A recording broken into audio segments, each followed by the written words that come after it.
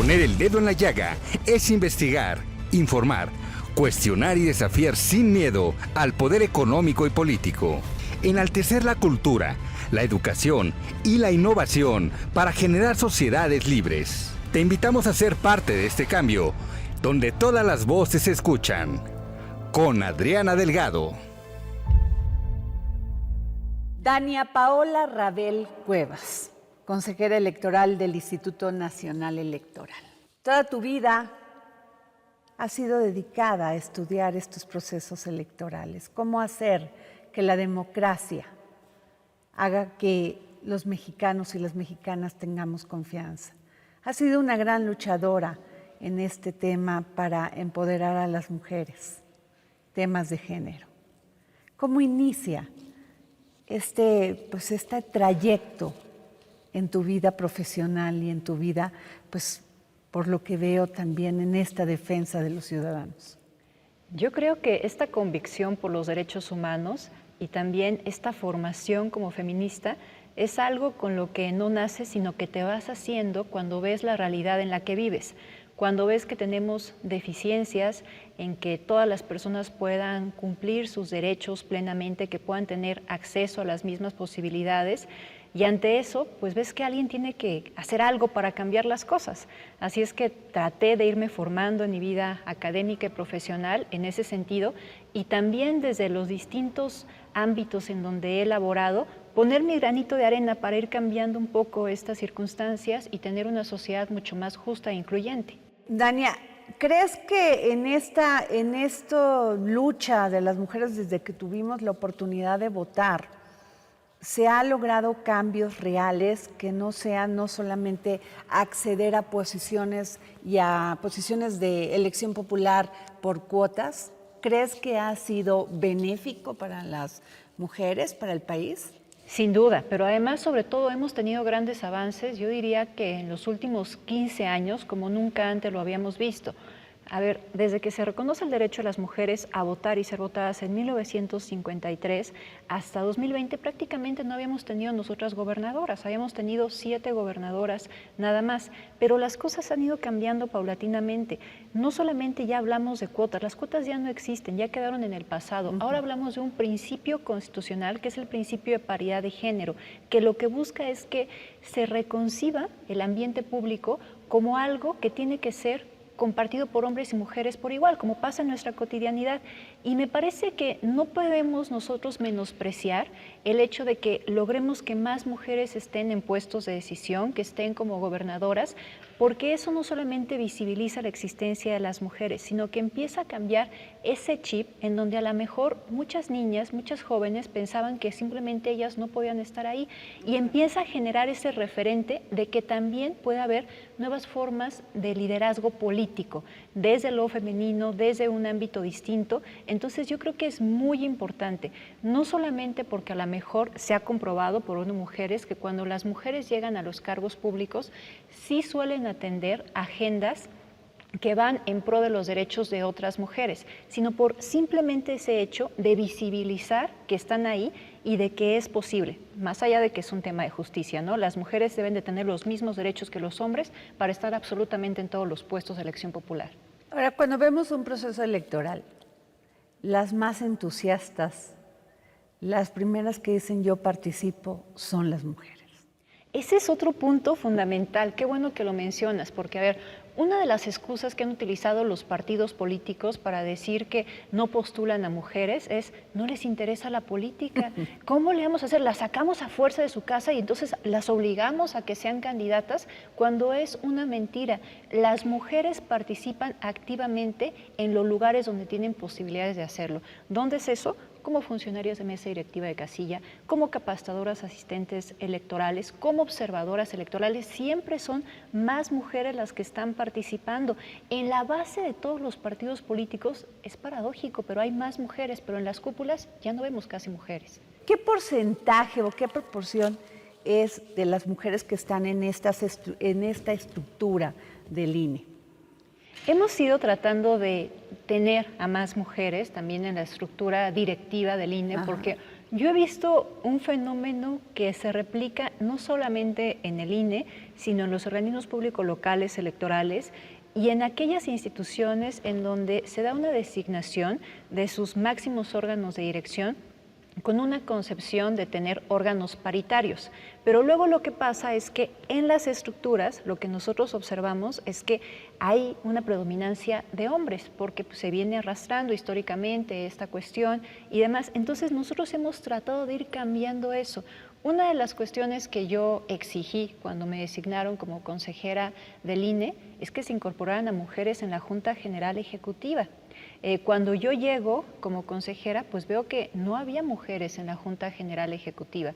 Entonces, por ejemplo, cuando se hizo la designación del director ejecutivo de organización electoral, yo voté en contra porque decía, se tiene que impulsar un perfil femenino. Por supuesto que no estaba yo pensando de vamos a llegar a la mejor a quitar a todos los hombres y pasar por encima de sus derechos para poner mujeres. Yo lo que decía es, de manera paulatina, cuando se vayan yendo estas personas porque se jubilen por cualquier razón personal o lo que sea, entonces impulsemos mujeres, porque hay perfiles que llevan mucho tiempo trabajando ahí, que tienen los méritos para estar, porque también es una falacia que se quiera hacer creer que nada más por ser una mujer debes de ocupar el puesto. No. Es voltear a ver a las mujeres que tienen una trayectoria y darle la oportunidad. Entonces, poco a poco hemos ido mejorando también los porcentajes de mujeres, tanto en el servicio profesional como en toda la estructura del instituto. Incluso hemos llegado a hacer también concursos del servicio profesional exclusivos para mujeres para propiciar que haya más mujeres, porque nos dimos cuenta que el 60% de los puestos estaban siendo ocupados por hombres. Entonces, para ir nivelando esas cuestiones. Está en juego la confianza ganada durante mucho tiempo en un proceso electoral, no solamente de alcaldías, de diputaciones, de gubernaturas, sino de la presidencia de la República. El presidente Andrés Manuel López Obrador presentó su reforma electoral, no fue aceptada y propuso un plan B. Ese plan B se ha dado en una gran discusión, en un gran debate. Y el punto más importante es si los consejeros ganan mucho dinero o no lo ganan. Que si la estructura del INE es enorme y hay que reducirla. ¿Tú qué nos puedes decir de este plan B que tiene a los ciudadanos en esa expectativa de saber si podemos confiar en un proceso electoral, si se llegase a aprobar? Primero, me parece fundamental lo que has hecho cuando me haces la pregunta de hacer este recuento de dónde vienen estos cambios, porque yo lo que me he dado cuenta con la ciudadanía es que piensan, no, pero es que no se aprobó, ¿qué es lo que están diciendo ahora del INE? El INE ya no tiene ningún problema, no va a haber ningún cambio. No, a ver, hubo una propuesta para hacer una reforma constitucional, no tuvo la mayoría, y cuando esta no tuvo la mayoría que se requería para hacer un cambio constitucional, se proponen reformas legales que implican la modificación a 6 ordenamientos legales: a la Ley General de Comunicación Social, a la Ley de Responsabilidades Administrativas, a la Ley General de Instituciones y Procedimientos Electorales, a la Ley Orgánica del Poder Judicial, a la Ley General de Partidos Políticos y a la Ley General de Medios de Impugnación. 3, pero principalmente 2. Hay 3, pero por una cuestión que ahora explico. Las 2 legislaciones que más impacto tienen en la función del Instituto Nacional Electoral es la Ley General de Instituciones y Procedimientos Electorales, que conocemos como la LEGIPE, y la Ley General de Partidos Políticos.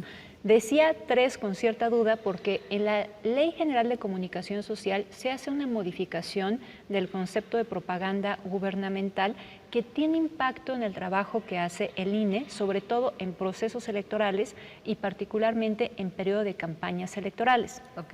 El artículo 41 constitucional, después de las elecciones de 2006, en donde se empezó a decir que el entonces presidente Vicente Fox, a través de sus expresiones, había tenido una injerencia indebida en el proceso electoral de 2006. Después de eso se hace una reforma constitucional 2007 y dice el artículo 41 constitucional que se prohíbe la propaganda gubernamental en periodo de campañas, con excepción de cuando estemos hablando de cuestiones de protección civil, educación o salud. ¿Qué hace ahora esta Ley General de Comunicación Social en este nuevo concepto? Y esta ley sí ya se aprobó desde diciembre, desde el 27 de diciembre, amplía esas excepciones. Entonces dice, bueno, también entra dentro de las excepciones de lo que se puede decir como propaganda gubernamental en periodo de campaña sin que haya ninguna sanción para los servidores públicos, lo que digan en uso de su libertad de expresión en el ejercicio de sus funciones. Eso era lo que aludía en su defensa en su momento Vicente Fox para decir que no había incurrido en ninguna infracción. Nada más hay que recordar eso. También hay que recordar que los que se opusieron a esto y que propusieron esto fue el PRD, que después de ahí se deriva Morena, que esa es una realidad. Exacto. ¿Y sabes quién presentó esa queja del PRD? Horacio Duarte, una de las figuras más importantes hoy por hoy de Morena. Presentó esa queja en contra de las declaraciones del entonces presidente Vicente Fox, y lo que dijo fue, está poniendo en riesgo la libertad del voto. Entonces, derivado de eso, tenemos excepciones, ahora se abren a más posibilidades. También dice esta Ley General de Comunicación Social, con este nuevo concepto de propaganda gubernamental, que aquellas cuestiones que digan los servidores públicos que pueden ser de interés público, tampoco va a estar prohibido. Pues ahí puede entrar lo que sea. Vamos, incluso en el marco de un proceso electoral, dime por favor si lo que se diga en el marco de una contienda que tenga que ver con las elecciones no es de interés público. Pues sí, sí lo es, pero el punto es que no puedes tú incidir como servidor público y romper esa equidad en la contienda a favor de un candidato o de un partido político. Bueno, eso se abre, pero además hay todavía un antecedente que me parece más relevante. Ese mismo concepto se trató de impulsar cuando se hizo una interpretación auténtica de lo que se debería entender como propaganda gubernamental el año pasado, cuando surge la Ley Federal de Revocación de Mandato. La Sala Superior se pronunció sobre ese concepto y dijo que era inconstitucional porque estaba agregando nuevas excepciones a lo que establece el artículo 41 constitucional. Bueno, pues ese concepto que ya la autoridad jurisdiccional dijo que es inconstitucional porque puede romper la equidad en la contienda, es lo que ahora tenemos vigente en la Ley General de Comunicación Social, que es parte de este plan B, de esas dos primeras legislaciones. Ahora tenemos las otras 4 legislaciones que te comentaba que todavía están en aprobación en el Senado de la República. Ahí tenemos cosas muy particulares que vale la pena destacar. Más allá de que efectivamente hay una gran merma para nuestro servicio profesional, que sin duda pues va a impedir que nosotros cumplamos de manera eficaz todas las funciones que tenemos que hacer. A ver, tenemos cuestiones como, por ejemplo, no se puede quitar el registro a un candidato o no darle el registro a una persona que aspira a una candidatura cuando no te presente su informe de gastos de precampaña. Caso de lo que pasó también cuando nosotros no le dimos el registro de candidatura a quien aspiraba a gobernar Michoacán y a quien aspiraba a gobernar Guerrero. Pero más allá de los casos particulares que parece que a lo mejor algunas infracciones que nosotros sancionamos no gustaron porque simplemente aplicamos la ley, hay que verlo, el impacto en lo general que esto puede tener. Este impacto es que a lo mejor una persona no respete los topes de gastos de precampaña y entonces rompa la equidad en la contienda. Otro es que no nos presente el informe y que nosotros, desde nuestro trabajo de fiscalización, no podamos ver de dónde provienen los recursos públicos que utilizó para hacer la precampaña. Eso es gravísimo también en los contextos que tenemos. Bueno, pues ahora ya, si esas cosas pasan y no nos presentan el informe de gastos de precampaña, nosotros a lo mejor podemos multar a la persona, pero no le podemos negar el registro, que es lo que realmente le podría doler a esa persona. Tenemos otras cuestiones, como por ejemplo, que nosotros podamos, dice uno de los artículos, que podemos hacer sustituciones de representantes de los partidos políticos en las mesas directivas de casilla, incluso el mismo día de la jornada electoral. Nosotros, para designar a estas personas representantes, para decirles que sí a los partidos políticos, tenemos que hacer cruces con distintos sistemas. Porque hay un impedimento si, por ejemplo, una persona es capacitadora asistente electoral. Evidentemente, si es capacitadora asistente electoral, no puede ser al mismo tiempo representante de un partido político, o si está registrada como observadora electoral. Sí, porque eso rompe la equidad. Esas personas que hacen observación, que son CAEs, pues deben de ser imparciales, no pueden estar a favor de un partido político. El CAE, pues a final de cuentas, es quien está capacitando a las y los funcionarios de mesa directiva y casilla. Y cuando hay una duda, voltean a ver a la persona. ¿Y cuál es el argumento para hacer esto? El tema de la estructura que se ha dicho que es una estructura gorda, que no genera que haya mayor eficiencia. ¿Es ese el porqué de cambiar esto? Yo advierto solamente dos posibilidades, o un desconocimiento completo de las cuestiones que hacemos desde el Instituto Nacional Electoral. La operación. Exacto, o dolo, porque no puede haber otro motivo. Si se conoce todo lo que se hace en periodo electoral y no electoral a través de nuestras juntas locales y distritales, pues desde luego que estás de acuerdo con que exista esa estructura. Es que de verdad hay cosas tan puntuales y tan graves que a lo mejor no terminaríamos en un solo programa. A ver, en fiscalización, están supeditando la estructura de fiscalización a que nos den un presupuesto etiquetado para que nosotros podamos contratar a más personas en fiscalización. Okay. Cuando tenemos proceso electoral, que está centralizada la fiscalización en el INE, que tiene que revisar el uso de recursos públicos a nivel local y federal, absolutamente de todas las personas candidatas, evidentemente se hacen contrataciones de personal eventual para poder sacar este trabajo. Bueno, pues eso en principio no se va a poder hacer porque está diciendo esta reforma que tenemos supeditada esa posibilidad de la estructura que vamos a tener a que nos den dinero etiquetado ex profeso para eso. Eso atenta contra la autonomía e independencia del INE, un elemento indispensable de autonomía. Sí, o sea, puedes etiquetar el dinero que va a una Secretaría de Estado, pero no a un organismo autónomo. Y con ese nivel de desagregación para determinar en una área específica cuántas personas a lo mejor vas a tener. Por eso somos autónomos. La autonomía implica autonomía presupuestal para poder determinar qué dinero requiero para cumplir con mis funciones, pero también autonomía de administración para que una vez que ya me autoricen ese dinero, yo decir cómo lo voy a distribuir para cumplir eficazmente con mis funciones. Eso se limita con esta disposición y, por ejemplo, se dice, bueno, pero voy a apoyar a fiscalización el área contenciosa jurídica. Vamos, tenemos un número de quejas de verdad que aumenta muchísimo en proceso electoral y de impugnaciones. Entonces, incluso esas otras áreas también requieren trabajos eventuales, exactamente, personal eventual, y entonces todavía quieren además que en su caso le apoyen a fiscalización. De verdad es hacer poco funcional lo que hasta este momento ha funcionado bien. El tema que ha generado muchísimo debate es menos vocales en las juntas distritales. A ver, ¿se podría? ¿No se podría? ¿Por qué se están empeñando en que de 2 vocales quede 1, o de 3 quede 1 o 2? A ver, explícanos, Dani. En las juntas locales lo que quieren hacer es fusionar al vocal de capacitación con el vocal de organización.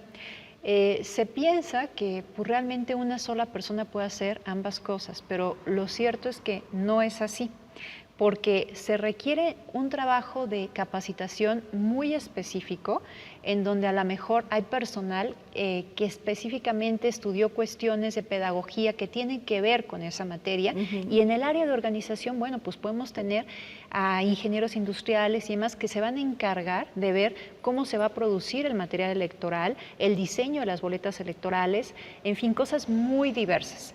Y luego, todavía esto es peor cuando hablamos de nivel distrital, porque ahí lo que se está diciendo es que desaparezcan las vocalías y que nada más tengamos una especie de vocalía auxiliar, solamente una persona que va a concentrar todos estos trabajos. En el área distrital tenemos, por ejemplo, al vocal del Registro Federal de Electores. Esa persona no solamente trabaja en proceso electoral, sino que tiene que estar haciendo una actualización constante de la cartografía. Son personas expertas en eso para que cuando nosotros vayamos a votar, tengamos nuestras casillas cerca de nuestro domicilio. Está viendo también el crecimiento poblacional para que también existan módulos de atención ciudadana cerca de la ciudadanía para poder sacar su credencial para votar.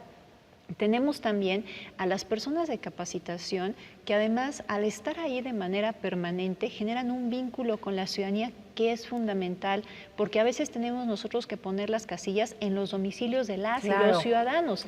Y pues tienes que tener esa confianza de, bueno, yo lo conozco, entonces efectivamente hay la confianza para que pueda poner a lo mejor en el garage de mi casa una casilla cuando se requiera en determinada zona.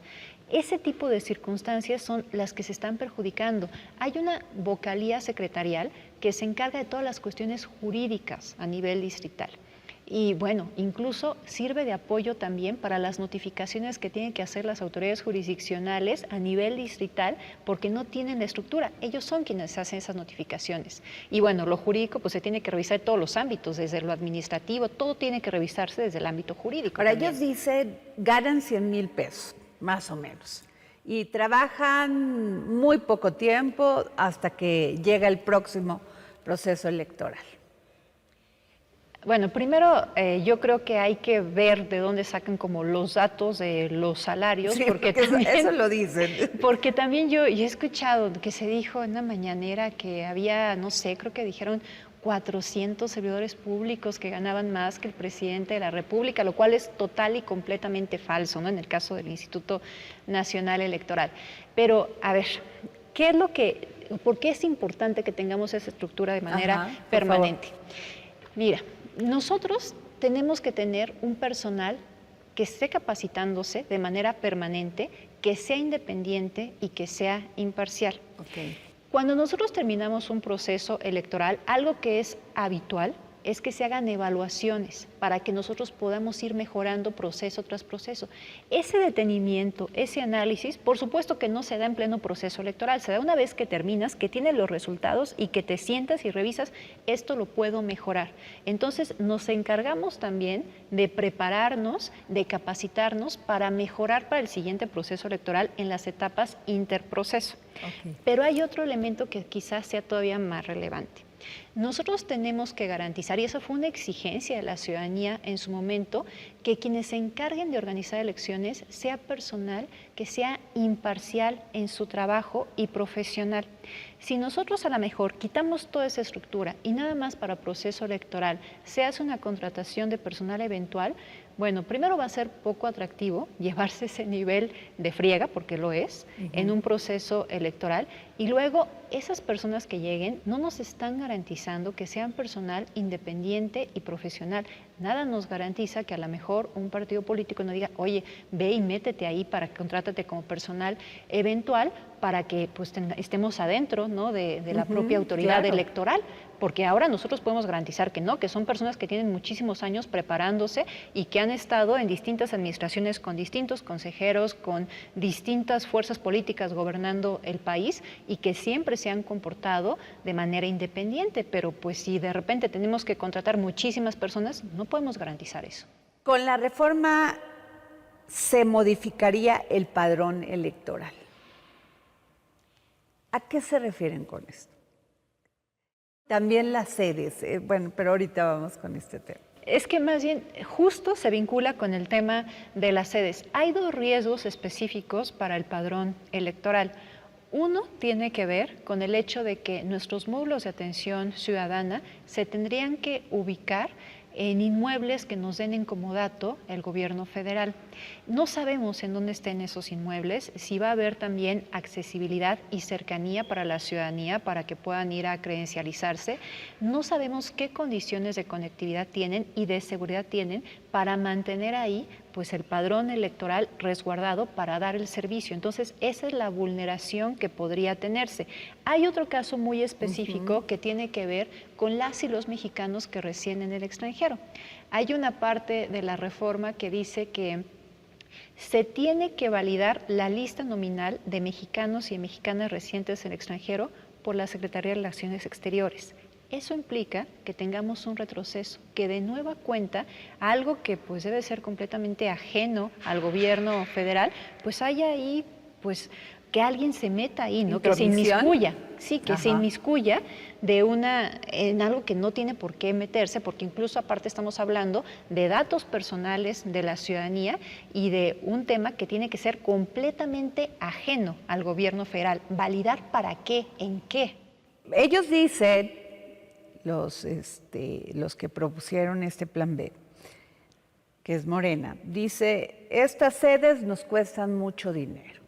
Han dilapidado muchísimo dinero rentando estos lugares que son caros y que pueden tenerlos en una oficina de gobierno donde pueden tener todos los esquemas de seguridad que ellos solicitan.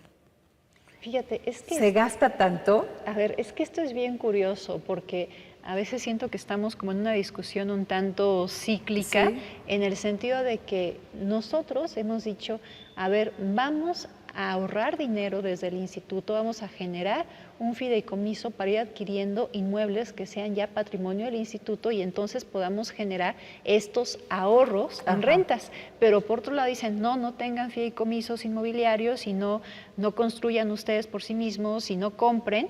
Entonces, pues parece un poco contradictorio, ¿no? Okay. Yo creo que si nosotros queremos terminar con estas rentas y ya generar un patrimonio para el instituto, que a final de cuentas va a ser un patrimonio para la nación, pues entonces se nos debe dejar adquirir los inmuebles. Dania, dicen, generalmente al cerrar en este tema de los cambios en los anuncios de los resultados electorales, dice, generalmente al cerrar las casillas de votación, los funcionarios cuentan los votos y llenan las actas. Para que los capacitadores asistentes electorales trasladen los paquetes para que se realice el conteo público y el programa de resultados electorales preliminares,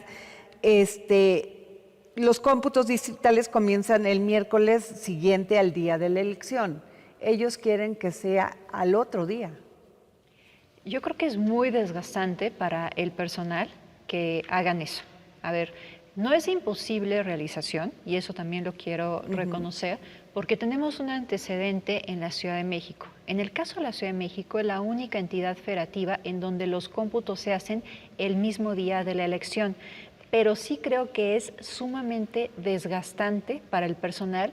Y no solamente estoy hablando del cansancio humano que puedan tener las personas, sino que eso puede ser susceptible también a las personas de cometer más errores, porque tienen mucho sueño, porque ya están muy desgastados. Entonces, lo que se busca también con esta disposición es que lleguen mucho más frescos para un trabajo que no se puede tener, según lo dice también la propia legislación, tiene que ser continuo. Entonces, para que puedan terminar ese trabajo de cómputo mucho más frescos y con mucho menos margen de error, pues es mejor que se haga unos días después. El tema de la elección de los consejeros, gran parte de este debate ha sido pues este intercambio que ha tenido el presidente consejero Lorenzo Córdoba y con el presidente Andrés Manuel López Obrador.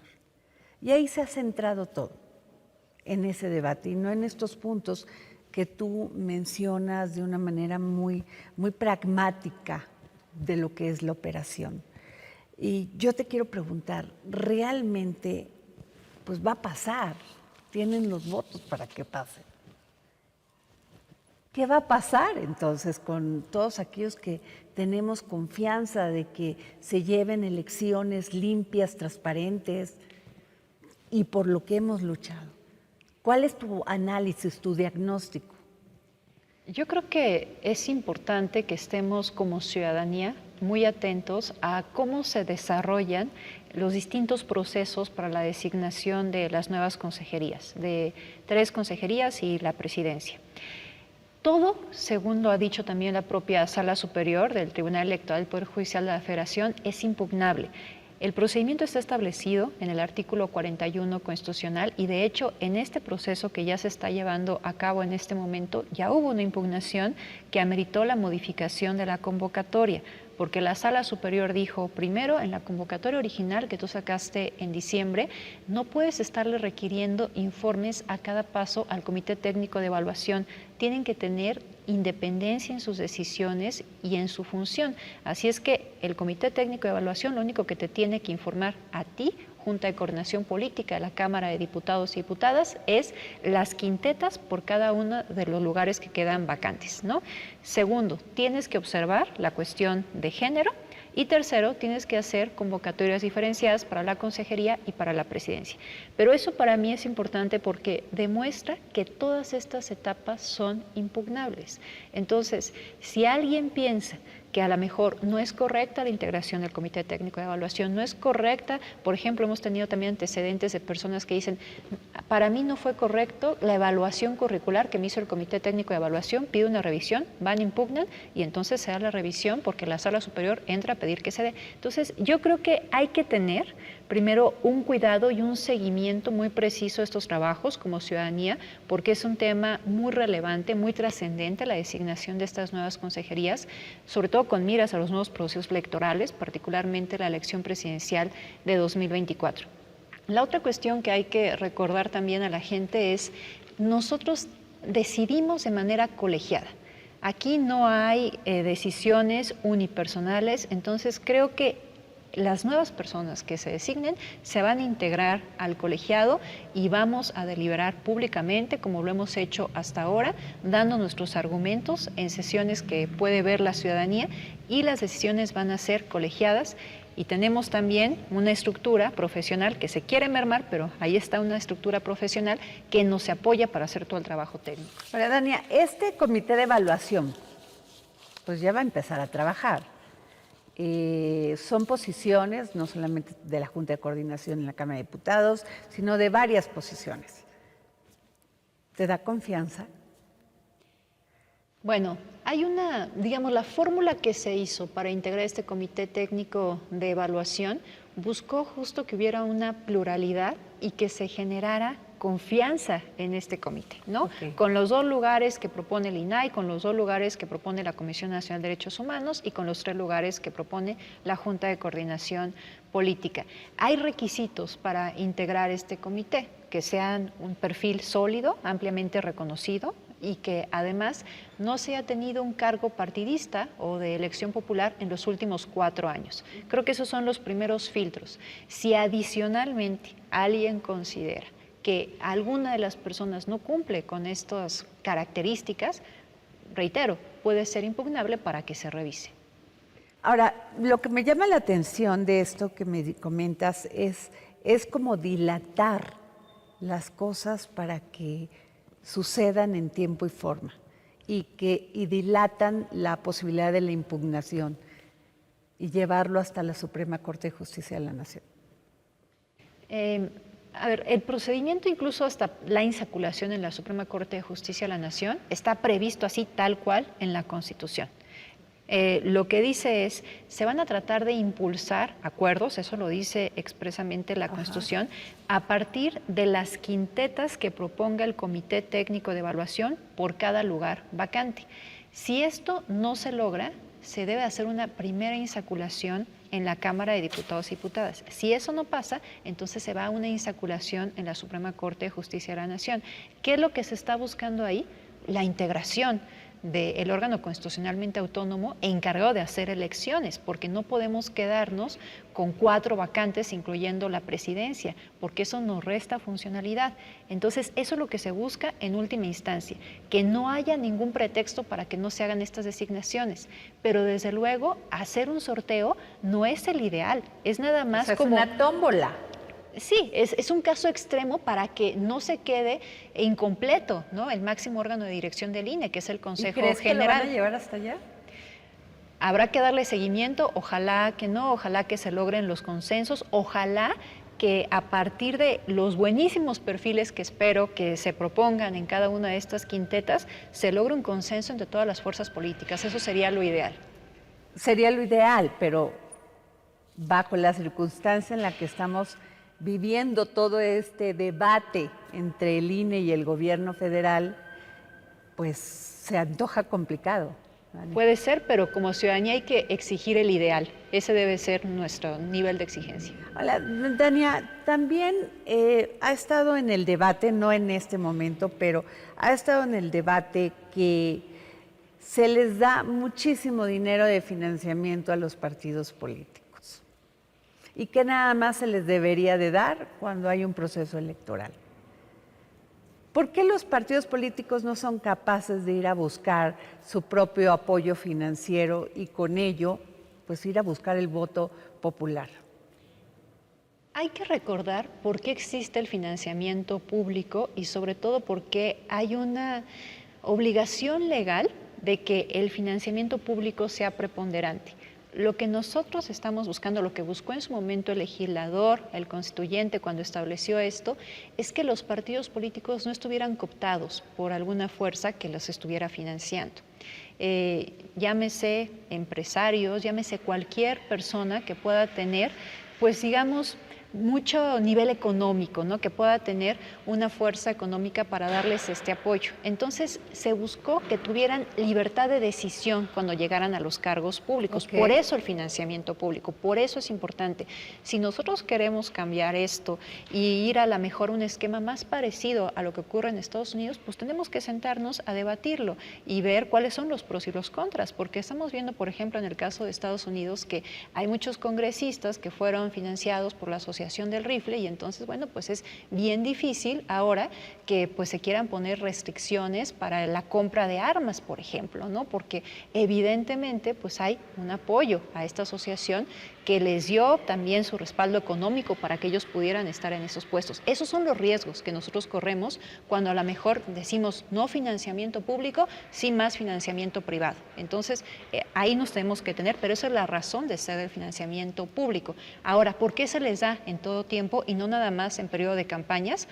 Porque no deben de trabajar nada más en periodo de campañas. Nosotros no generamos ciudadanía nada más cuando hay proceso electoral y le decimos, ven ciudadano, ciudadana, ven a votar y ya cumpliste con tu trabajo. No, lo que queremos es un involucramiento constante de la gente, una rendición de cuentas, una exigencia de rendición de cuentas, que den seguimiento a los trabajos de los servidores públicos, de todo lo que ocurre en el sector público. Para que eso pase, los partidos políticos tienen que estar ahí de manera permanente y tener un financiamiento público permanente para poder tener una estructura y trabajar en eso, profesionalizarse en eso, en hacer política y en tener un contacto con la ciudadanía. Las experiencias no dicen que no lo hacen, Dania. Simplemente lo hemos visto en muchos esquemas de fiscalización que ha tenido el INE. Y si contamos, bueno, spot mal hechos, estructuras aquilosadas, donde ni siquiera respetan el tema de equidad de género, lo hemos hablado, y a la gente le queda esa sensación de que damos mucho dinero y recibimos poco, no son competitivos, los vemos en los resultados electorales, donde algunos logran sobrevivir por chiripa o porque están aliados con otros. Incongruencia en el esquema ideológico. A ver, entonces, si nosotros estamos de acuerdo con la primer premisa, ¿no?, que te daba de por qué deben de tener un financiamiento permanente y un financiamiento público, lo siguiente es atender esa eficiencia que tú bien estás observando. ¿Y cómo se hace eso? No solamente con exigencia ciudadana, sino con el involucramiento en los partidos políticos. Por ejemplo, se ha hablado mucho del desencanto de las personas jóvenes con la democracia, que más bien me parece que es con las personas que están como dirigentes y con los propios partidos políticos. ¿Cómo se cambia eso? Involucrándonos, metiéndonos también en esas estructuras de los partidos políticos, cambiándolos desde dentro. Si algo no están haciendo bien, si no me gusta la manera como hacen política, no lo voy a cambiar a lo mejor desde lejos, sino estando ahí y cambiando eso desde dentro. ¿Y se ha hecho, Dani? A ver, nosotros estamos siempre propiciando que haya un mayor involucramiento y seguimiento de los trabajos de los partidos políticos, pero eso debe ser algo que se interiorice como sociedad, como ciudadanía, de, a ver, si algo no me gusta, no voy a ser apático y dejarlo ser y a lo mejor ver de lejos y qué feo está eso, sino irme a meter y también yo desde ahí poner mi granito de arena para cambiar las cosas. En algún momento cuando me designaron como consejera del INE, yo les decía algo que para mí es de verdad una razón de vida. Yo también quería ser servidora pública para ser esa servidora pública que siempre he deseado tener en los lugares, para por lo menos desde ahí yo poner mi granito de arena. Y creo que eso tenemos que llevarlo a todos los ámbitos. Eso lo entiendo perfecto. Y esto también que causa una terrible desconfianza en la ciudadanía es esta creación de los nuevos de partidos que ni siquiera logran sostener su registro y que les pagamos 400 millones por participar y por estar en un proceso electoral. Es dinero, pues muchas veces no lo decimos, es dinero tirado a la basura, que no genera ningún cambio. Los nuevos partidos políticos, para que se puedan crear, tienen que cumplir con ciertas previsiones legales que a grosso modo y de manera muy llano implica que demuestren que tienen apoyo ciudadano, ¿no?, para existir. Entonces tienen que hacer asambleas estatales, asambleas distritales, además llevar a las personas que pasen lista, etcétera, ¿no? Y una vez que nos demuestran esto, entonces pueden constituirse como nuevos partidos políticos.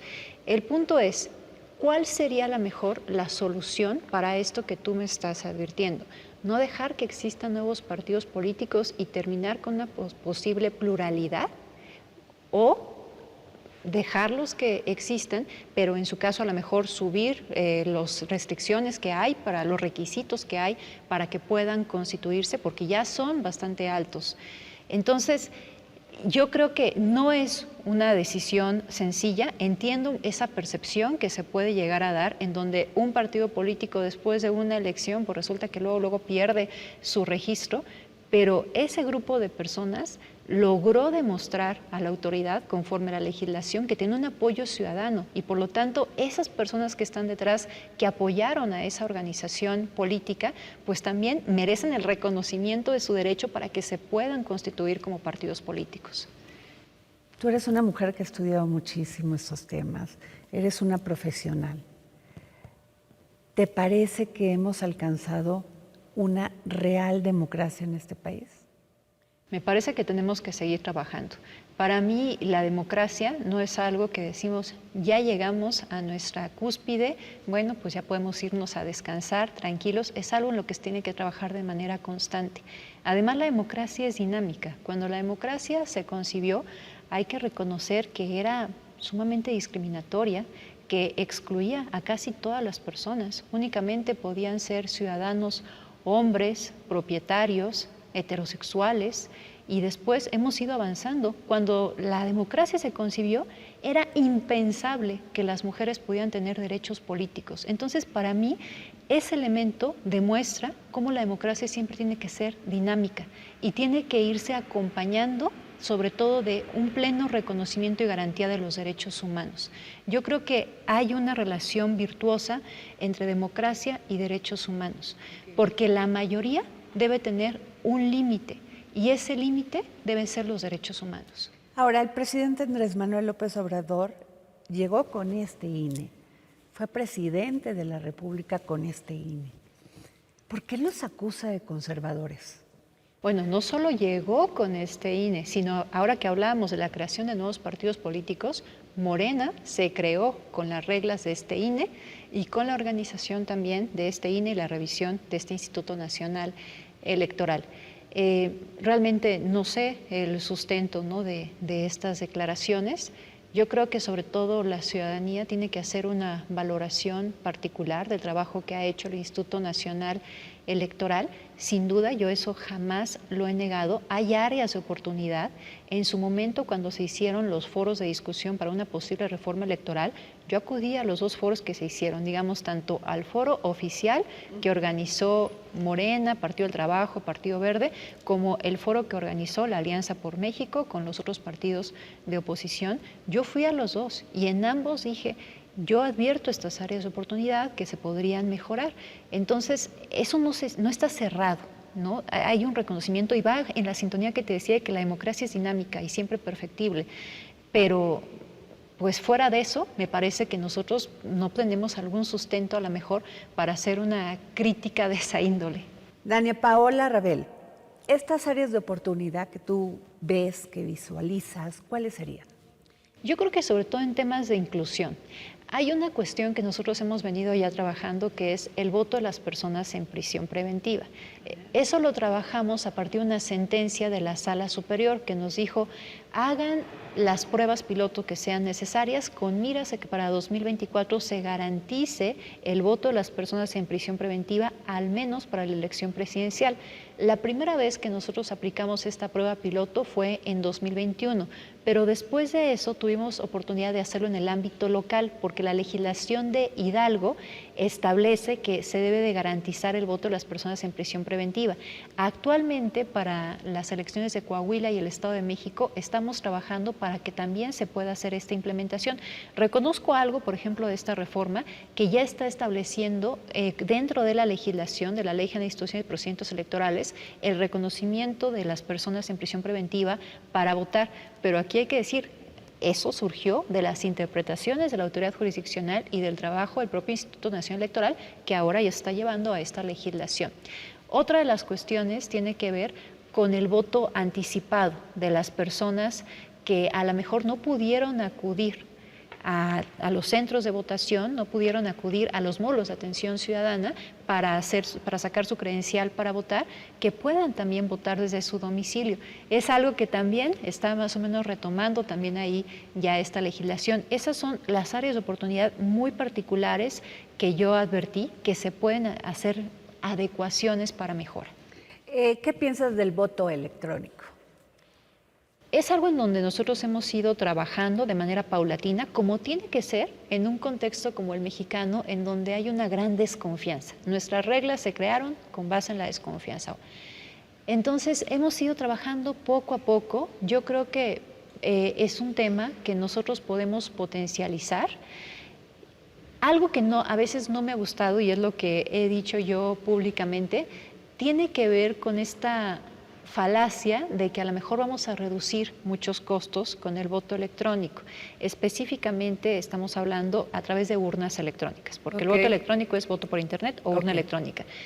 En urnas electrónicas es lo que hemos trabajado en territorio nacional, porque el voto por internet ya desde hace varias elecciones se garantiza para las y los mexicanos residentes en el extranjero, pero las urnas electrónicas pueden llegar a ser costosas también. Su resguardo, su actualización, su creación, su confección, ¿no? Entonces, el hecho que se piense que se va a reducir muchísimo los costos utilizando urnas electrónicas, eso no puede estar tan apegado a la realidad, pero sí tiene varias ventajas. Sobre todo, por ejemplo, aliviamos mucho el trabajo que tienen que hacer las y los funcionarios de mesa directiva de casilla, porque entonces ahí ya te sale el cómputo y también eliminamos o podemos nosotros bajar mucho los márgenes de error, porque en lugar de que alguien esté haciendo la sumatoria de manera manual, pues lo va a hacer la propia máquina, ¿no? Entonces ahí van a salir los resultados muy rápidamente.